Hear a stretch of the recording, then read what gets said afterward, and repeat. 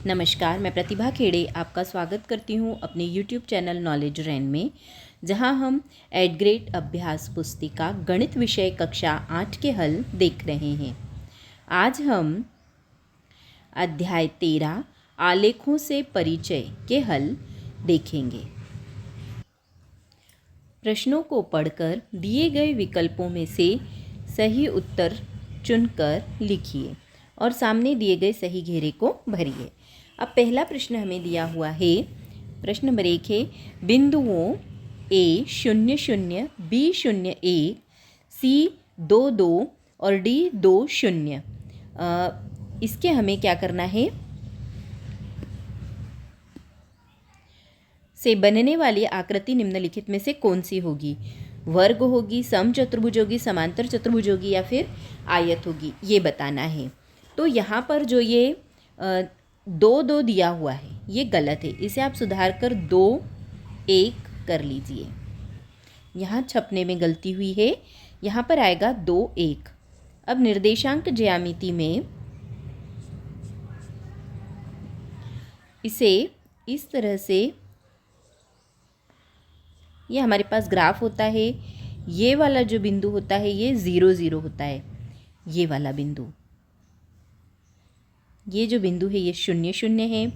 इसके बाद इस तरफ 1 2 3 4 ये आएंगे और यहाँ पर भी 1 2 3 इस तरह से आगे बढ़ेगा। ये होता है y अक्ष और ये होता है x अक्ष। और यहाँ नीचे जो है यहाँ ऋणात्मक मान चलते हैं, ऋण 1 ऋण 2 ऋण 3 और इस तरफ भी ऋणात्मक मान चलते हैं, ऋण 1 ऋण 2 ऋण 3।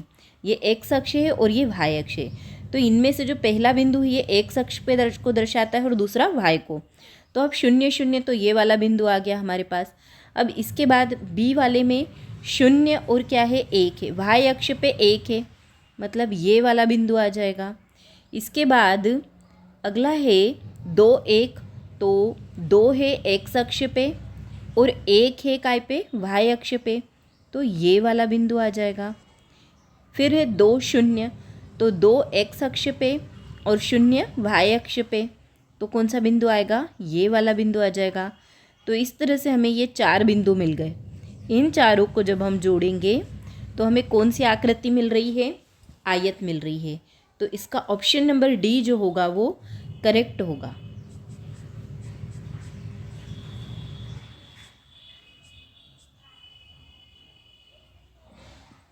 यहाँ ऑप्शन नंबर डी करेक्ट होगा। इस घेरे को हम क्या करेंगे, काला कर देंगे और यहाँ लिखेंगे डी आयत।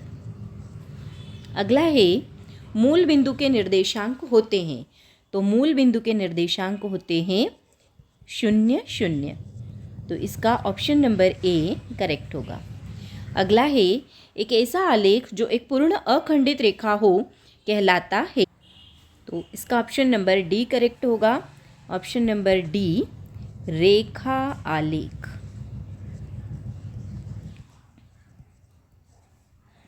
यहाँ डी को हम काला करेंगे। अब अगला है एक बिंदु में x का निर्देशांक 7 है और y का निर्देशांक 5 है, तो उस बिंदु के निर्देशांक होंगे। मैंने पहले ही बताया जो इस तरफ लिखा जाता है ये बिंदु होता है x वाला और ये वाला जो बिंदु होता है ये y के निर्देशांक होते हैं। तो यहाँ पर क्या लिख रहे हैं, हम 7 लिख रहे हैं, यहाँ पे आ जाएगा हमारे पास 7 और दूसरी तरफ हमारे पास क्या आ जाएगा 5। तो कौन सा बिंदु हुआ 7 और 5, ऑप्शन नंबर बी। इसका करेक्ट आंसर होगा 7 5, ऑप्शन नंबर बी। अगला है एक दिए गए चित्र में टेबल पर रखे गिलास की स्थिति होगी। अब यहाँ देखिए x अक्ष पे कितना है, ये 2 है, यहाँ 2 और ये 3 है, तो ये कौन से अक्ष पे है, y अक्ष पे 3 है। तो निर्देशांक यहाँ x आता है, इस तरफ y अक्ष आता है, तो निर्देशांक 2 और 3 हो जाएंगे। मतलब इसका ऑप्शन नंबर सी क्या होगा, करेक्ट होगा। यहाँ सी को हम डार्क करेंगे। अगला है नीचे लिखे प्रश्नों को हल कीजिए। 1. वर्गांकित कागज पर बिंदु 3, 5 अंकित कीजिए। क्या यह वही बिंदु है जो 5, 3 को दर्शाता है? अब यहाँ देखिए, वर्गांकित कागज तो हमें यहाँ पर दिया नहीं है, तो हम सिंपल एक आरेख पर ही इसको दर्शा के देख लेते हैं। यहाँ होगा 1, 2, 3, 4 और ये 5। इस तरफ भी 1, 2, 3, 4 और ये 5, और ये वाला बिंदु 0 है। तो पहले क्या बोल रहा है वो, 3 और 5 अंकित कीजिए। तो ये x अक्ष पे है, ये y अक्ष पे है। तो 3 हमारा x अक्ष वाला और 5 y अक्ष वाला। तो कौन सा बिंदु आएगा? ये वाला बिंदु आएगा। ये वाला बिंदु हो जाएगा हमारे पास, कौन सा हो जाएगा ये? 3, 5। उसके बाद नेक्स्ट में वो बोल रहा है 5, 3। तो 5 मतलब ये वाला बिंदु और 3 ये x अक्ष पे, 5 और y अक्ष पे 3, तो ये वाला बिंदु आएगा। ये कौन सा बिंदु हो जाएगा? 5 और 3 हो जाएगा।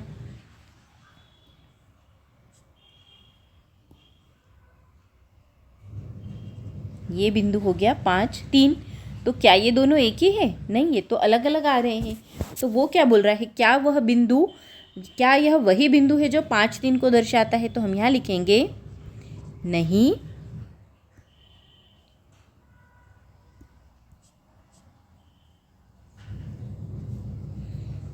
नहीं,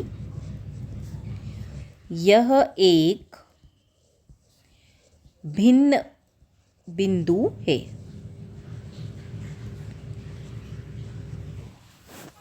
अगला देखिए, नीचे दिए गए एक गांव के मानचित्र का अध्ययन कीजिए और उसके आधार पर निम्नलिखित प्रश्नों के उत्तर दीजिए। तो यहाँ देखिए, यह हमें दे रखा है, स्कूल की स्थिति के निर्देशांक PF द्वारा दर्शाया जा सकता है। निर्देशांक RD, TD मानचित्र में किसकी स्थिति को निरूपित करते हैं? तो R ये है और D ये। तो RD को देखें किसकी स्थिति को निर्देशित कर रहे हैं? ये बाजार की। और TD, तो T ये है हमारे पास और D ये है, ये किसकी स्थिति को निर्देशित कर रहे हैं? आंगनवाड़ी की। तो पहले का आंसर आ जाएगा RD बाजार की और TD आंगनवाड़ी की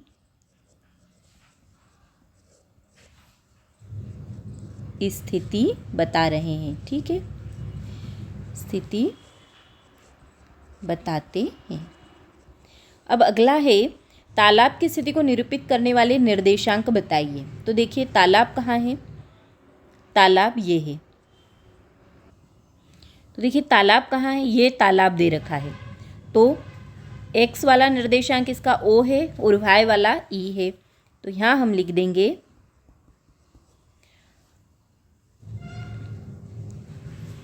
OE। ये किसको निर्देशित करता है? तालाब को। इसके बाद अगला पूछ रहा है वो, पंचायत भवन की स्थिति को निरूपित करने वाले निर्देशांक बताइए। तो पंचायत भवन देखिए यहाँ पर कहाँ है? ये रहा पंचायत भवन। तो इसमें x वाला S है और y वाला A है। तो यह आ जाएगा, तीसरे नंबर पे हमारे पास आ जाएगा S और A। ये पंचायत भवन के निर्देशांक हैं। अब अगला देखिए, 3 बिंदुओं को वर्गीकृत कागज पर अंकित कीजिए और देखिए कि क्या वे सभी एक ही सरल रेखा में हैं। अगर हैं तो उस रेखा का नाम दीजिए। निम्न बिंदुओं को हमें एक कागज पर अंकित करना है। अब देखिए, यहाँ पर हमें इन बिंदुओं को पहले क्या करना पड़ेगा? अंकित करके देखना पड़ेगा। तो इस तरह से देखें हम, तो यहाँ पर हमें 8 दिख रहा है ना ऊपर की तरफ। तो 1 2 3 4 5 6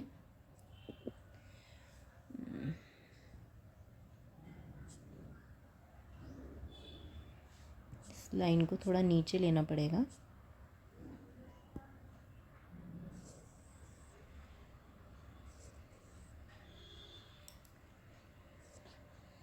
तो ये 1 2 3 4 5 6 7 और ये 8 और यहाँ पर मैक्सिमम 4 है। तो 1 2 3 4 और 5 ले लेते हैं। अब पहला बिंदु कौन सा है? 1 2। तो एक्स अक्ष पे 1 और वाई अक्ष पे 2। तो ये वाला बिंदु हमारे पास आ जाएगा 1 2। इसके बाद दूसरा है 2 4। तो 2 एक्स अक्ष पे 4 वाई अक्ष पे, ये वाला आ जाएगा। ये बिंदु है हमारे पास 2 4। फिर है 3 6। तो ये 3 और अगला बिंदु 6 कुछ यहाँ पर आ जाएगा 3 6। फिर है 4 8। तो ये बिंदु यहाँ पर आ जाएगा लगभग 4 8। अब चूँकि ये एकदम रफ डायग्राम बनाया है इसलिए हमें इतने अच्छे से समझ नहीं आ, तो इनको जब हम मिलाएंगे तो ये सारे बिंदु एक सरल रेखा में ही आएंगे। यदि इसे प्रॉपर डायग्राम में बनाया जाएगा तो ये जो बिंदु हैं ये सभी कैसे आएंगे? एक सरल रेखा में ही आने वाले हैं। तो यहाँ हम लिख देंगे कि जो ए वाला है ये कैसे आएंगे? सरल रेखा में हैं। और बी वाले को भी हम देख लेते हैं। अब अगला देखें तो अगले में है 8 0। तो इसको हम आगे बढ़ा दें 6 7 और ये 8। तो 8 0 मतलब ये वाला बिंदु आ जाएगा। फिर 6 0 मतलब ये वाला बिंदु, 4 0 मतलब ये बिंदु, 1 0 मतलब ये वाला बिंदु। तो इन बिंदुओं को यदि हम मिलाएं तो हमें कौन सी रेखा मिल रही है? ये एक सरल रेखा ही होगी। मतलब जो दूसरा वाला बिंदु दिए हुए हैं ये भी क्या होगी? एक सरल रेखा में ही है। अगला देखिए, उपयुक्त पैमाने का प्रयोग करते हुए निम्न तालिकाओं में दी गई राशियों के लिए रेखिक आलेख बनाइए। कॉपी की संख्या दे रखी है 1, मूल्य 15, 2 30, 3 50, 4 60 और 5 75, 6 90। अब इसका प्रयोग करते हुए हमें क्या बनाना है? रेखीय आलेख बनाना है। अब यहाँ इन आंकड़ों के लिए हमें एक रेखिक आलेख बनाना है। तो देखें यहाँ पर ये y अक्ष होगा और ये इसका x अक्ष होगा। तो x अक्ष पे हम देखें तो सबसे बड़ा नंबर क्या है? 6 है। तो यहाँ लिख लेंगे हम। तो यहाँ इस तरह से हम आंकड़े लिख लेंगे। अब हमें रेखिक आलेख बनाना है। तो इस तरफ है 1 और यहाँ है 15। तो 1 और 15, तो 10 और 20 के बीच में क्या होगा? 15 होगा।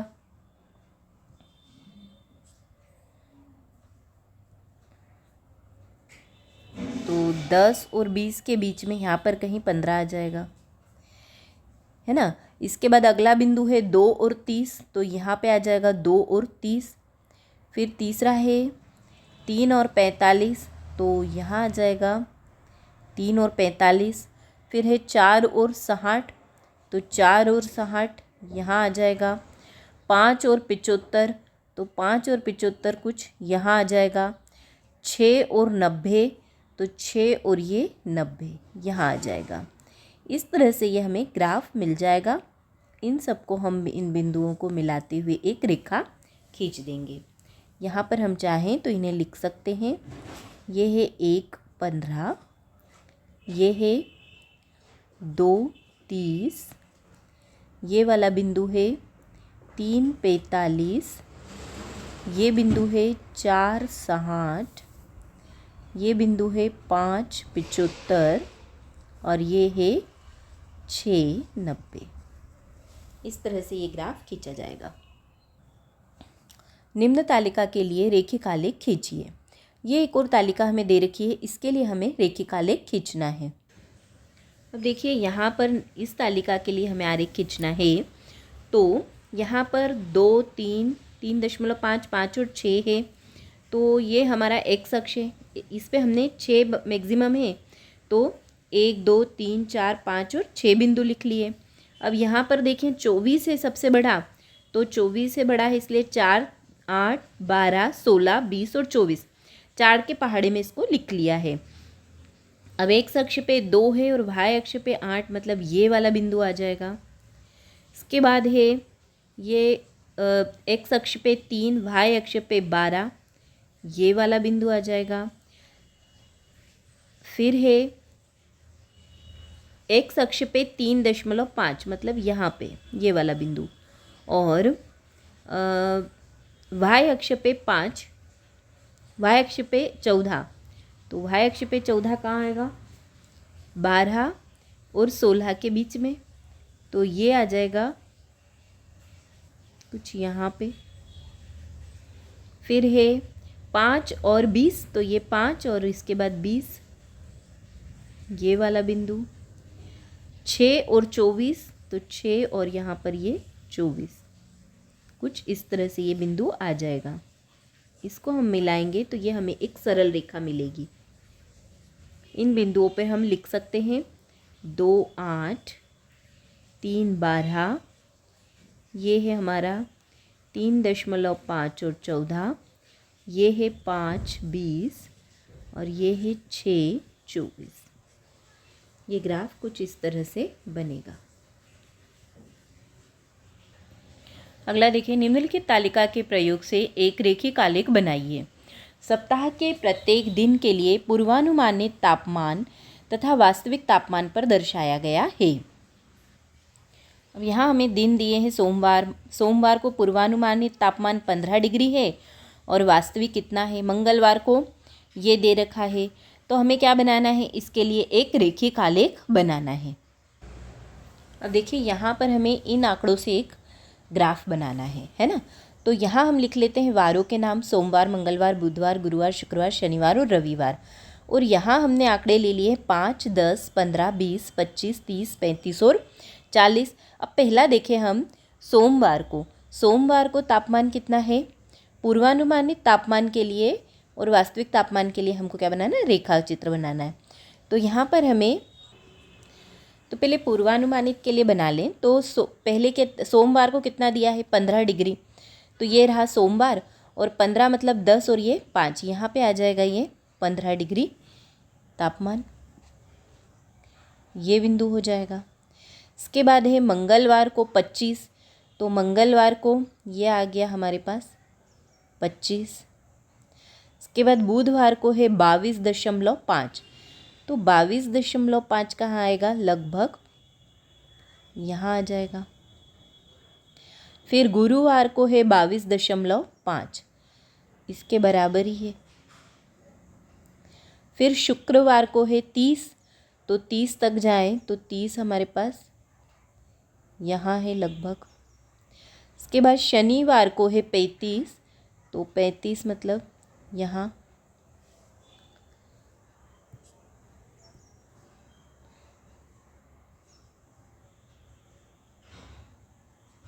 फिर रविवार को है 35 फिर से, तो यहीं पे इसके पास में ही आएगा लगभग।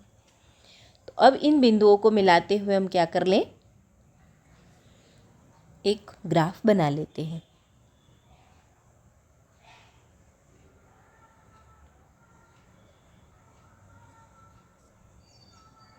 ये कुछ इस तरह से ग्राफ बन जाएगा। इसके बाद हमें वास्तविक तापमान के लिए भी बनाना है। तो बिंदु देखें, सोमवार को है 17.5, तो 17.5 मतलब लगभग यहाँ कहीं आएगा। फिर मंगलवार को है 20, तो 20 थोड़ा सा उससे ऊपर। फिर बुधवार को है 22.5, तो 22.5 इससे भी थोड़ा सा ऊपर आएगा।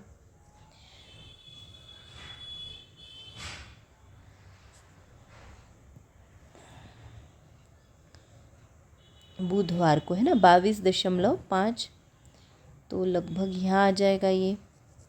फिर गुरुवार को है 27.5, 27.5 यहाँ आएगा।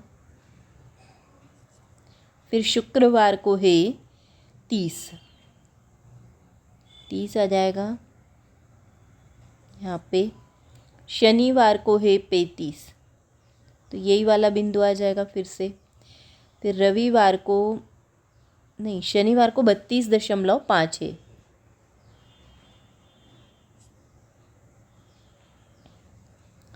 शनिवार को 32.5 है, तो थोड़ा सा नीचे आएगा। और रविवार को 35 है, तो यही वाला बिंदु आ जाएगा। अब इनको हम मिला देंगे।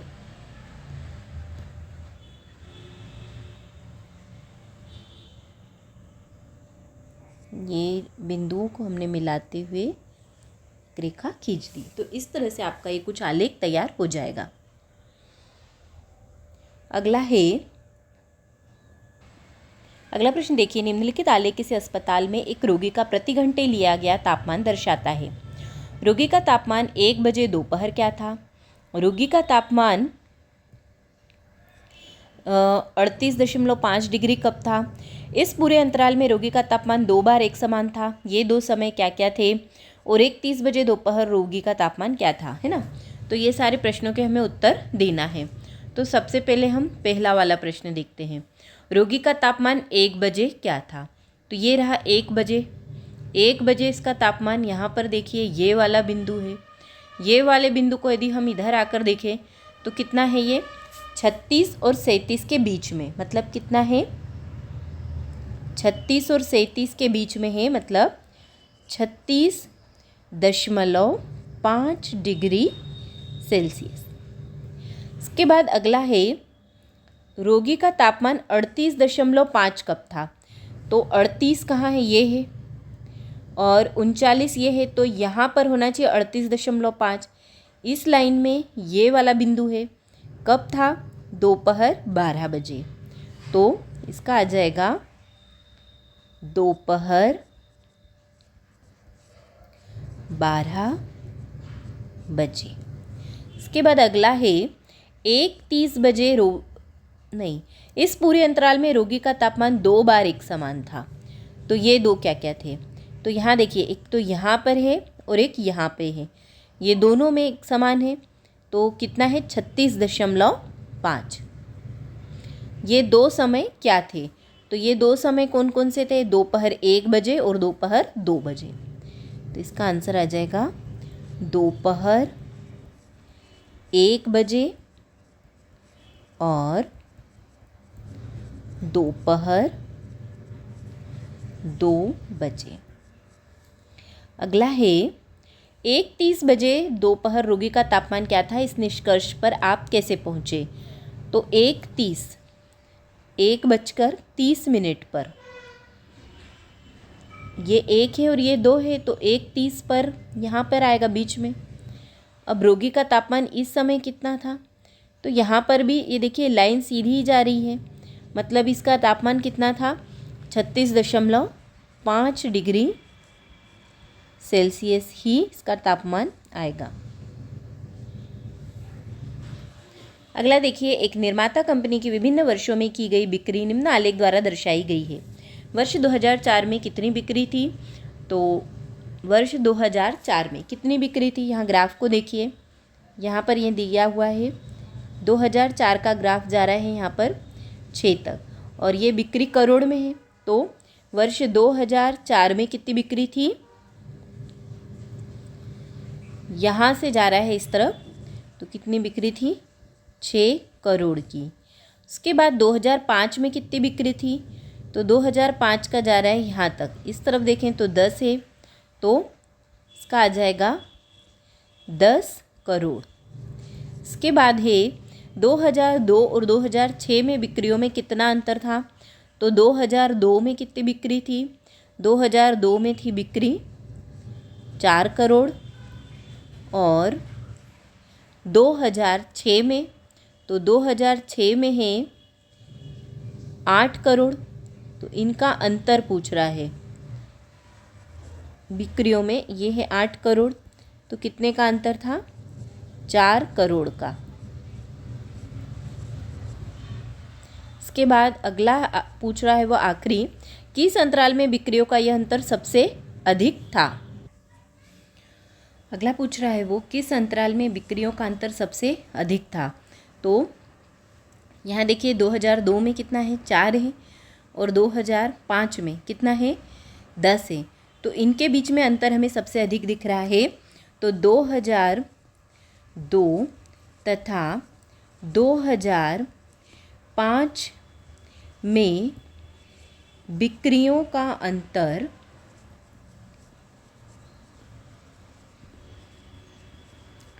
सबसे अधिक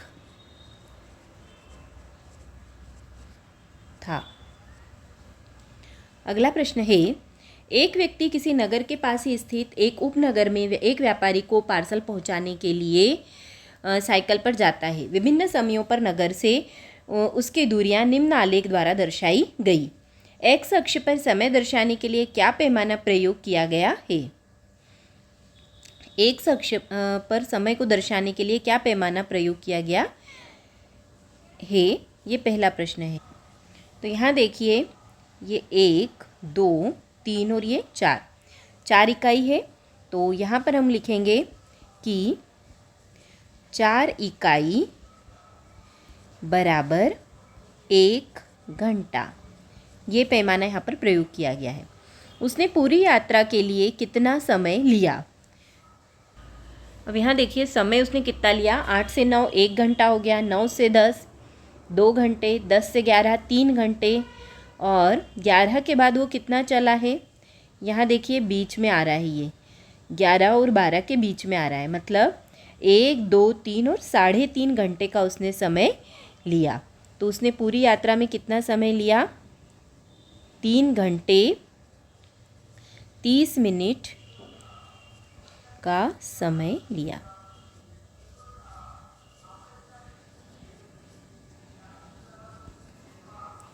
अगला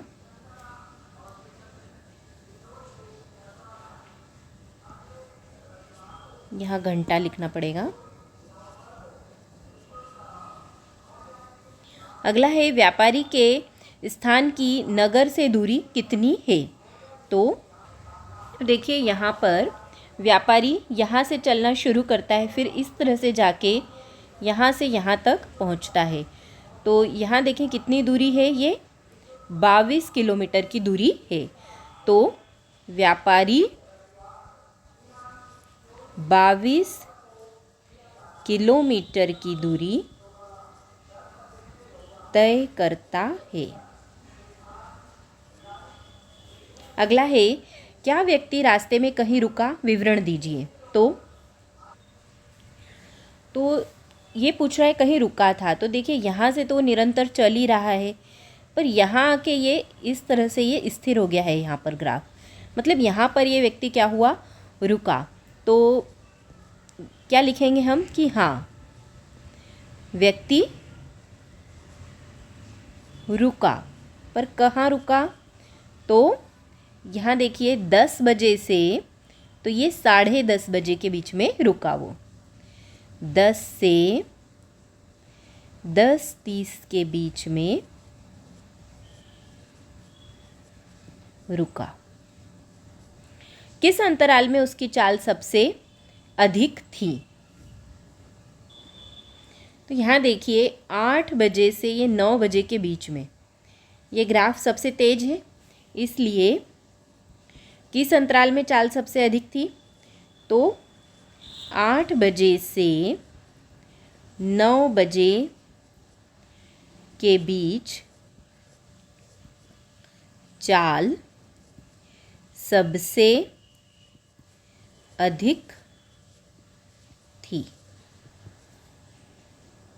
अगला है तीलियों से बने निम्न पैटर्न को देखिए। कल्पना कीजिए यह पैटर्न जारी रहता है। प्रथम 7 पैटर्नों में तीलियों की संख्या को दर्शाने वाली निम्न सारणी को पूरा कीजिए।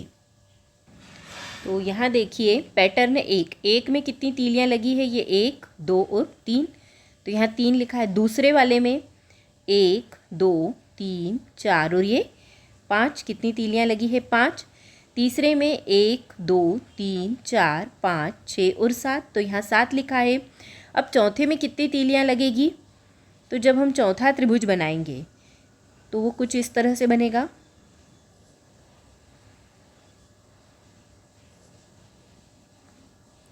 ये तो 3 हो गए, ये हमारे पास 3 त्रिभुज हो गए। अब चौथा ये बन गया। तो अब कितनी तीलियाँ लग रही है, 1, 2, 3, 4, 5, 6, 7, 8 और 9। इसी तरह पाँचवें में लगेगी 11, इसमें लगेगी 13 और इसमें लगेगी 15।